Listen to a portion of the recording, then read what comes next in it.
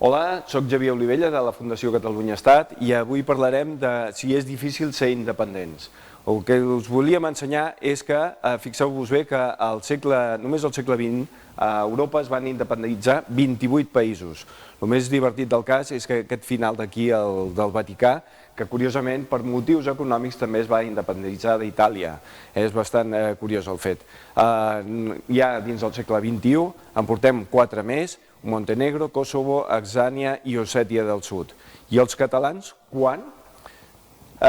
L'objectiu final és el rellançament de Catalunya, poder decidir pels nostres fills, pel benestar de les nostres famílies, per tenir un futur molt més prometedor, perquè és molt més fàcil assolir-lo decidint nosaltres amb un estat propi. Si nosaltres volem, podem. Aquesta imatge la traiem per significar el que pot suposar que quan siguem independents tenir un seient a les Nacions Unides.